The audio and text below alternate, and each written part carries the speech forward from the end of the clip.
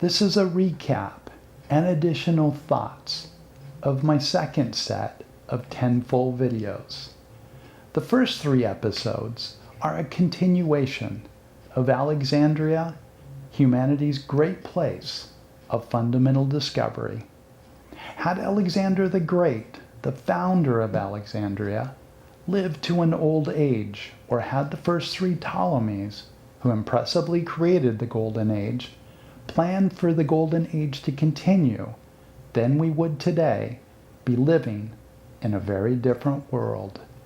Had Alexander lived to a normal old age, I believe there would have been collaboration with China and India on a grand scale, then with the rest of the world.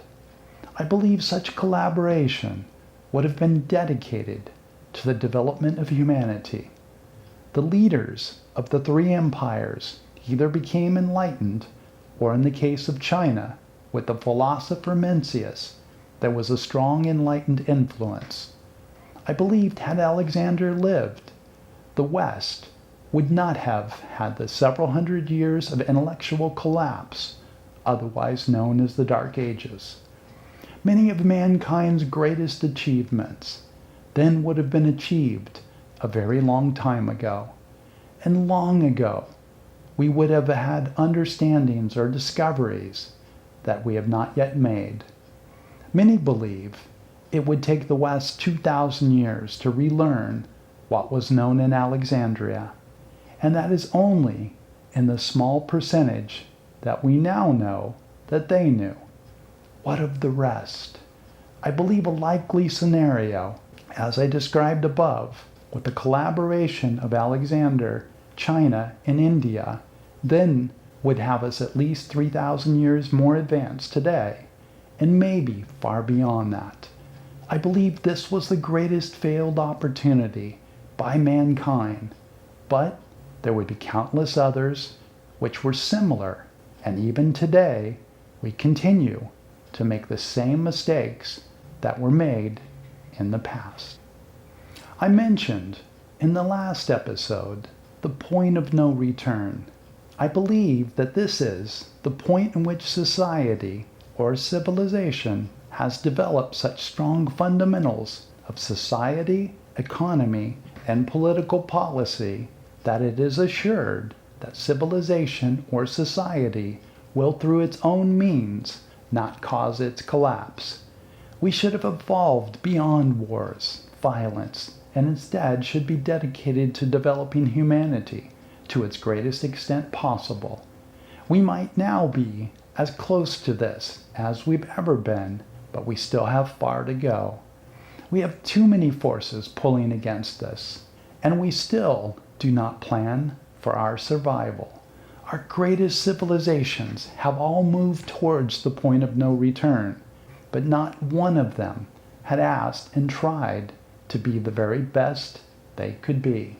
They all in the end failed. It is almost as if there is a formula for humanity. They rise to new levels of understanding, and then, through lack of preparation or insight, fall to levels they long ago were. We should have evolved, but haven't. Not really. I believe, had the collaboration described above of Alexander, China, and India occurred, we would have likely reached the point of no return either sometime late in Alexander's life or within 300 years of his death. Where would we be today had we done things a little better at any point in our past? Some may point out that such a scenario might have resulted in our complete destruction. That is always a possibility, but creating a fundamental base makes it far more likely that we will not destroy ourselves, and we keep destroying ourselves anyway. My 4th episode is about my need to meditate. I grew up in an era when concussions were not considered an injury. In American football, we were taught at a very young age to use our helmets as weapons, and that in tackling another player, we should always lead with our helmets. The purpose of this is to injure other players, but as we do this, it was not known that we would injure ourselves permanently. I've had over 15 concussions and started to see evidence of brain disease from this in CTE and Parkinson's symptoms. I'd come across some research showing the only relief of brain disease was from meditation. This has made a substantial difference, but I know I must continue to practice non-stop. The next 6 episodes are on my trip to North Africa, with one of the episodes being on the Kingdom of Mali, where the gold of Europe and the Middle East was from. Another episode was on the King of Mali, Mansa Musa, believed to be the wealthiest individual in history, and his amazing story. The first of the 6 episodes on North Africa starts with me meeting a nomadic Tuareg in a dungy cafe deep in the Sahara. We spoke for hours and hours in mostly French and Arabic, but a little English as well. He told me about his culture and way of life, about how the desert was a spiritual experience to the Tuareg. He invited me to a wedding of another nomadic people, the Haratan. Many of these Haratan have never seen a Westerner. I was a shock to them. The Tuareg and I continued to talk, and he also grew to know my stories and my desire to travel. He then invited me on a caravan to Timbuktu, which no American had done, and then on to a number of other African countries. I thought if I could survive the initial trips, then I could continue on possibly with other caravans. I would be accustomed to the caravan way of life and would then cover all the African countries I could by caravan. This would have taken 3 to 5 years. It would be a trip which no one has done, not even the Tuareg traders. Travel then would be my life. It would be my profession. It would be easy to have sponsors and book writing deals. I would become like Richard F. Burton, who I looked at in earlier episodes.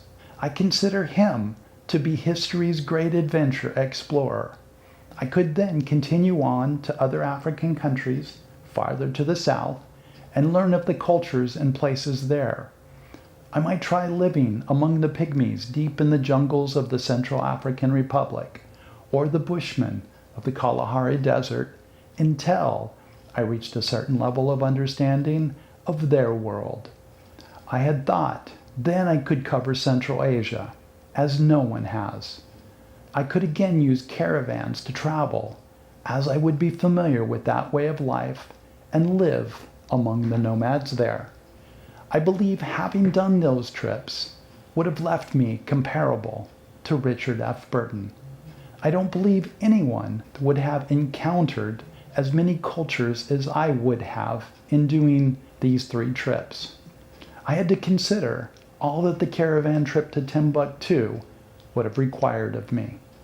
This was before the internet, so I would not be able to research anything, and there was no meaningful books on these areas, or at least that I knew of. And I would be the first Westerner to explore much of this anyway. The area was in political chaos and was really an anarchy, virtually lawless.